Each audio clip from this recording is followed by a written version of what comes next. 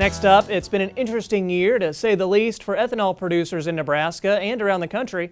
From hefty promises from the White House to sore disappointment from the EPA, the ethanol industry has seen its fair share of ups and downs throughout 2019.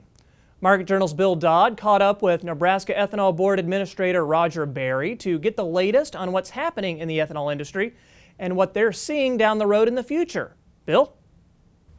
Thanks, Troy. No doubt about it, 2019 has been a less than stellar year for ethanol producers as far as federal policy goes. Now, coming off the news that President Trump would push through year-round sales of E15 to the EPA's announcement of record-breaking small refinery exemptions, ethanol producers have had a roller coaster ride of a year. Now, in a nutshell, the U.S. government creates demand for ethanol via federal mandate, and this mandate has the potential to pit states, powerful public interests, and various political entities against one another. As a result, ethanol proponents and opponents seem to be fighting a never-ending battle around these mandates.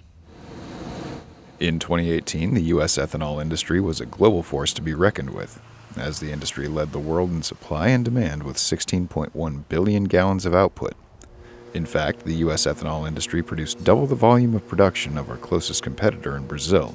However, 2019 gave ethanol producers less to be optimistic about, as the EPA seemingly continued a multi-year trend that bolstered the oil industry at the cost of marginalizing ethanol production.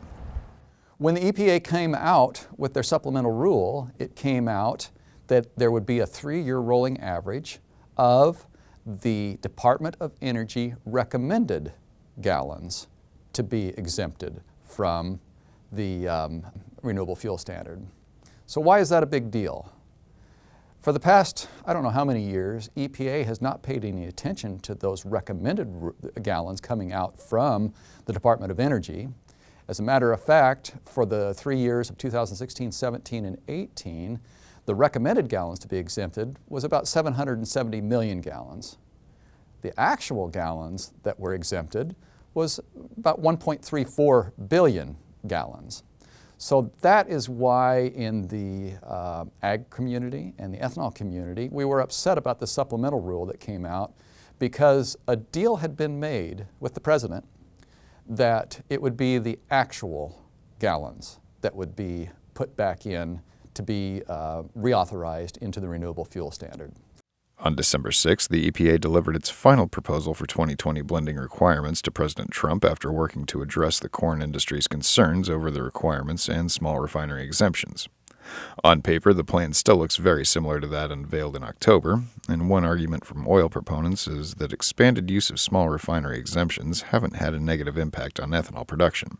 However, with many ethanol plants being forced to close or go idle in 2019, it seems that argument doesn't hold much water for ethanol leaders and ag producers who feel more could be done to help the ethanol industry and the producers who supply them. The oil side of things is saying that the SREs have not impacted demand for ethanol at all.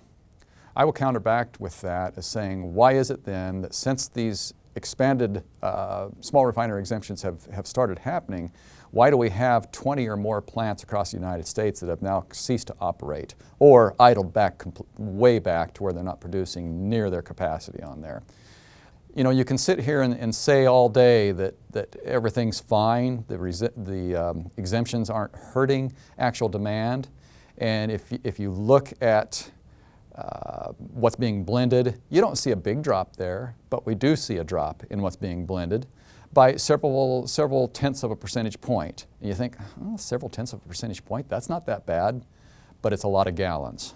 When that just a couple tenths of percentage of, say, going from a blend of 10.6% down to 10.2%, that's a lot of gallons of ethanol that aren't in there, and it creates unknowns within the industry. You don't have a solid foundation there to plan the future of your industry, and then that's what's causing the troubles and our plants to close. While there are certainly plenty of reasons for the angst felt among ag and ethanol professionals in regards to the federal policy, there's still plenty of optimism for the industry's future. Recently, Roger took part in an ag auto ethanol meeting in Detroit, where the industry leaders turned their focus on future plans. As these three industries come together as a single body in order to advance new technologies within the auto industry, there's a renewed source of creative energy among attendees and no shortcoming of obstacles on how to reach new heights of ingenuity. It's kind of like the chicken and the egg. The autos say, we'll produce the car when you can have all the stations ready to provide the fuel for it. And we're saying we can't incent the stations to spend the money to put in the infrastructure to provide that fuel until you start providing the cars. So we're at a little bit of an impasse. But basically what it would do is would allow us to have vehicles that are much more efficient.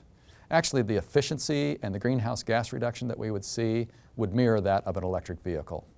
Ultimately, will we down the road probably be driving all electric vehicles? Yeah, we probably will. But some people are saying that's 10 years from now. That's a pipe dream.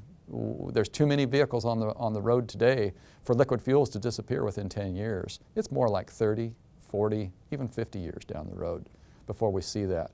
Why not do something now that we can do in every vehicle that's produced, and it would be burning a fuel that would be running on about 30% ethanol, an engine that is designed for it. You would actually be doing better in your gas mileage. We would be decreasing the carbon in our air tremendously, as what we would be with the electric vehicles.